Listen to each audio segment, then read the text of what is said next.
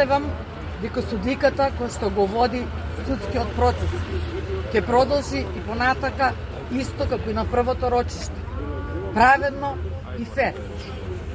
8 месеци, повеќе од 8 месеци, ние родителите на починатите деца живееме во агонија. И кај мене, кога заврши првото рочиште, се појави една искра на надеж, а токму причината за таа надеж е судиката и воведниот дел на обвинителите.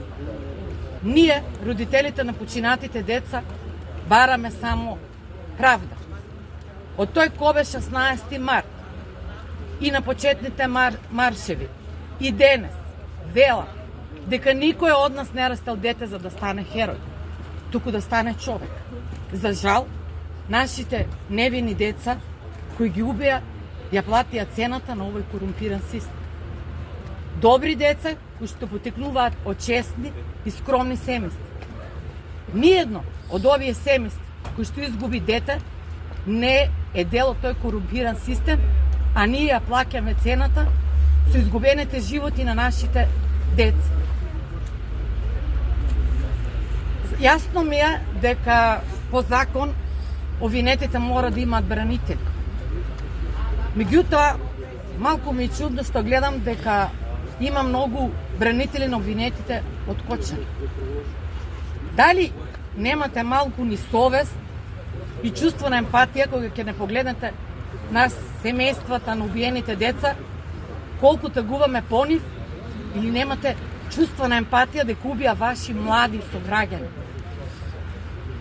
Барајќи ја правдата за нашите убиени деца, учиме дека во Кочани живееле многу корумпирани луѓе.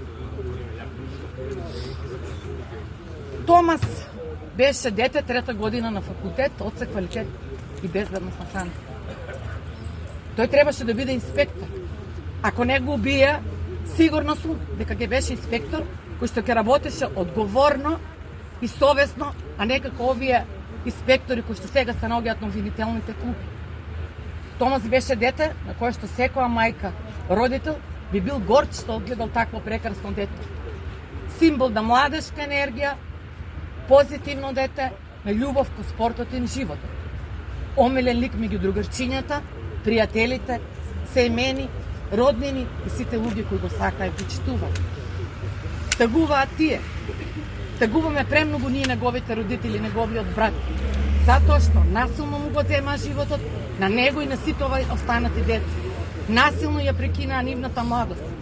Ги уништија нивните соништа и нивната иднина. И затоа ние родителите на овие убиени деца бараме правдата да има имење и презимење. Сите кои што несовесно постапувале, биле алчни и корумпирани, да одговараат по закон. Сакам да прашам, кој му дозволи на монструмот да го задуши, да го убие моето дете и сите останати деца? Кој му помогна во тоа злосторство? Син му, брат му, обезбедувањето, полицајците, градоначалниците, инспекторите од сите институции, министрите? Извинете ако не ве набројав сите, меѓутоа сте премногу. Ова не е убиство, ова е геноцид. Со нетрпение го очекуваме обвинителниот акт од ОЈО. Се надеваме дека сите полициски службеници ќе бидат опфатени од тој кобен 16 март, па хронолошки да се вратиме до 2012. Овие деца имат имење и презиме. Овие деца имаат семејства. Мора да има правда за нашите убиени деца. Никогаш не треба да ги забораваме овие деца, ако сакаме да имаме држава. Овие деца заслужуваат правда.